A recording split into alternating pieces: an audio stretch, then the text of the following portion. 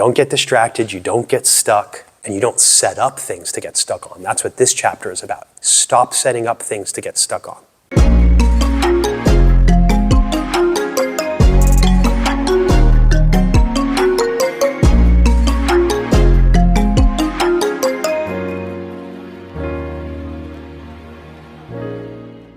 If you like these philosophical talks, please like and subscribe, and comment below to contribute to the conversation.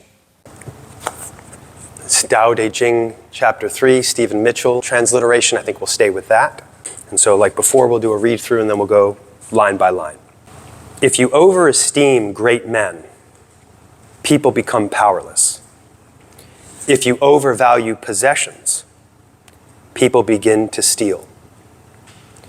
The master leads by emptying people's minds and filling their cores, by weakening their ambition and toughening their resolve. He helps people lose everything they know, everything they desire, and creates confusion in those who think that they know. Practice not doing, and everything will fall into place. Right off the bat, I think you can easily see that this chapter is talking about the concept of wei wu wei, or wu wei, non-doing. Wei wu wei would be doing without doing, but it's the same concept, it's just slightly different phrasing. It's talking about what draws us into too much doing. This is an idea that puzzled me for a while because it seems like passivity, right? It seems like the concept of non-doing or doing without doing is just not doing, right? And we talked about this a little bit in, I think, chapter 2. But that's not what it means. You want to think of doing a little bit more like the concept of striving or contriving, right? Trying to make something happen, trying to sort of micromanage or govern the way things go. And we get pulled into this because there are things we desire and things we fear. And you could argue that in a way, fear is another form of desire, and desire is sort of like fear in the sense that they become a want. Fear is a want to get away from something, to avoid something, to have something not happen. And of course, desire is the opposite. It's a desire to gain something, to hold something, or to have something happen.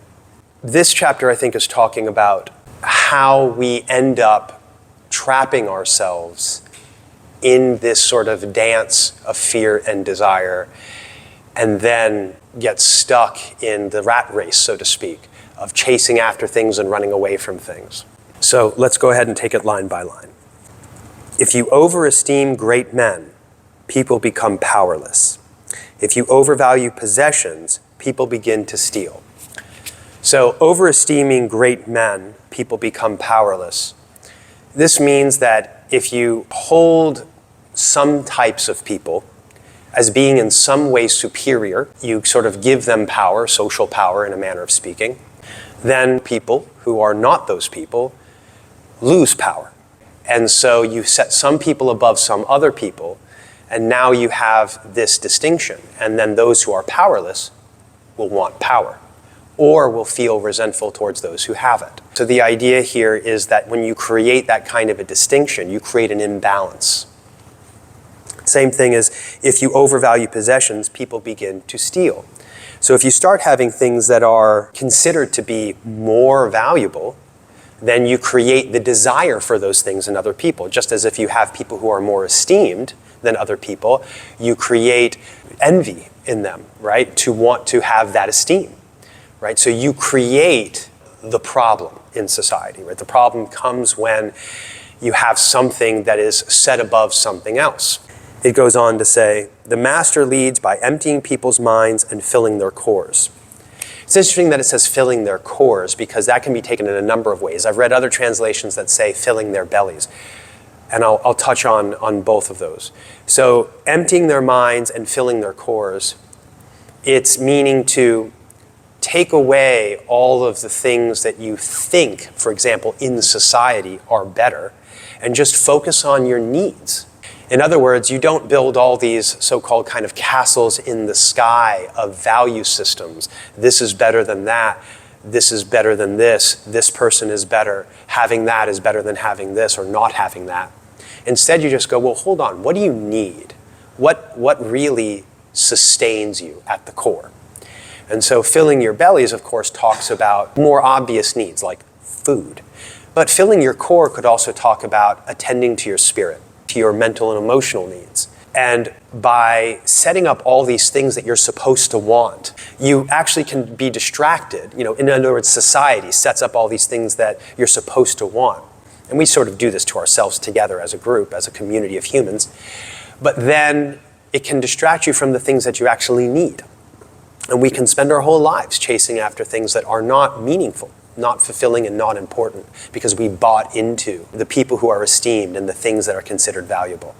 By weakening their ambition and toughening their resolve. To me, this is more about not focusing on what you don't have, but learning to be content with what you do have. Resolve in this sense is to be able to kind of bear with challenge, bear with adversity. Life comes with that no matter what we do. It doesn't matter how much you have. You'll just change the shape of your adversity. Harvard did this happiness study, and I'm probably going to misquote it to some degree, but the gist of one of their findings was that if you don't have what you need, you're unhappy, right? But as you fulfill those basic needs and you get to the point where your basic needs are full, you don't hunger, you have a safe place to sleep, you have the ability to work and to do the things you need to do to provide for those needs, then you start to feel happy. And then there's sort of this bell curve, this sort of, not quite a plateau, but where if you have a little bit more freedom, a little bit more capacity to do things, a little bit more comfort, your happiness maybe increases a little bit. But actually, as you start to get more than what you need, your happiness starts to decline.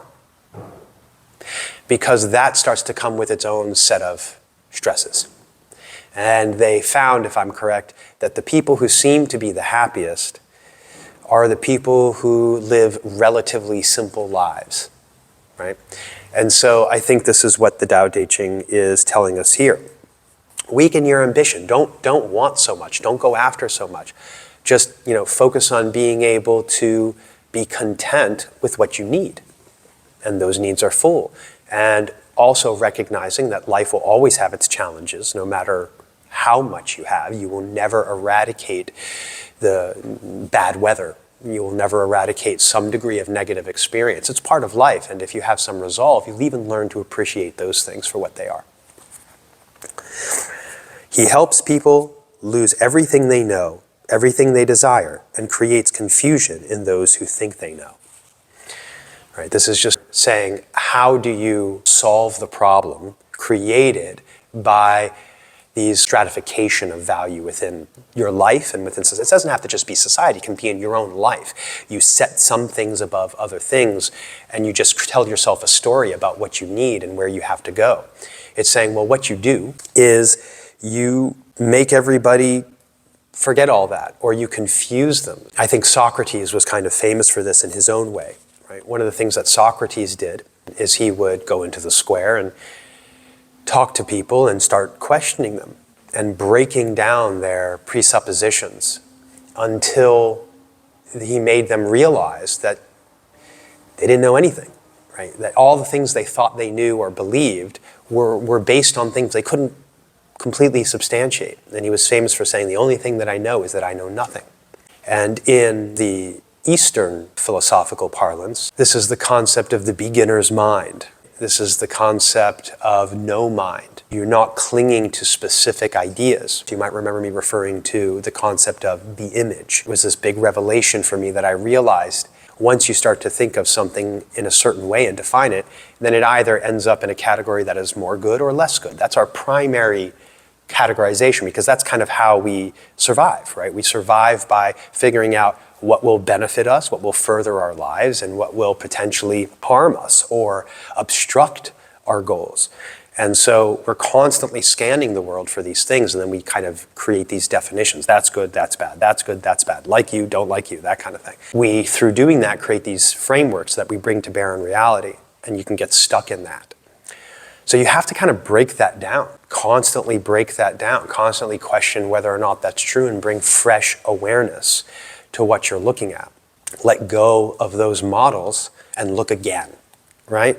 And so the master does that to people who think that they know how things are supposed to be and what's good and what's not, to make people re-examine that and to realize that whatever your view is, whatever your values are, they always require re-examining, and never to be so sure that you set some things above some other things, because today that might be true, but tomorrow maybe it's different. Practice not doing and everything will fall into place. So in this case, doing is action that arises from an attempt to make things be the way we'd like them to be, or to prevent them from being the way we don't want them to be. Arises from believing that we know what should be. And usually that's kind of a one and done kind of thing. You think you've got it, and then you take that, and you go. But we're alive. The world is not a static thing. Things are constantly in a form of flux. It doesn't mean that there aren't certain values which almost all the time are true values, axiomatic, fundamental, structural values. But sometimes even those need to be re-examined. And so this calls upon us not to try to make anything happen. Non-doing. In other words, you bring a heightened level of attention to what's happening so that you have a current depth of insight into yourself and what's happening around you at the same time, and the relationship between the two. And therefore you can make adjustments along the way. In this sense, we have to avoid rigidity, just like we have to avoid it in our practice, in our form. It's an interesting knot to untie, because we want structure, we want alignment, but at the same time we don't want any rigidity in the body. So that alignment doesn't come from rigidity. It comes from an attention to balance. And balance has to adjust. You can think of a surfer riding his board along a wave. If he's rigid, no way he's staying on that board. If he's limp, unattentive, no way he's staying on that board. The right balance between the two changes moment to moment. So the moment he stops paying attention to that adjustment, or if he thinks he knows what he's supposed to do and stops actually attending to what's changing in the present, right? Things are changing too fast, too dynamically. There's too much going on. You have to feel it. You have to open your awareness and allow the experience to wash over you without grabbing on to any way that it is that you like it. Like there may be a moment where you go, oh, this feels nice.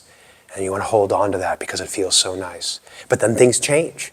And if you try to hold on to that, there goes your balance. So non-doing means you are not the primary driver. Going back to another analogy we've used, you're on that river on a raft. The river is deciding where you go for the most part. You know, you can push a little this way, push a little that way, but the river is the primary driving force, just as the wave is the primary driving force for the surfer or the wind for a sailor. In other words, nature is not under your control. You're not even under your control. If you think you are, decide to stop your heart, change how your bowels are functioning. You had a weird dream. Stop doing that. You can't. Most of you is not under your control. Most of you is something of nature that is happening.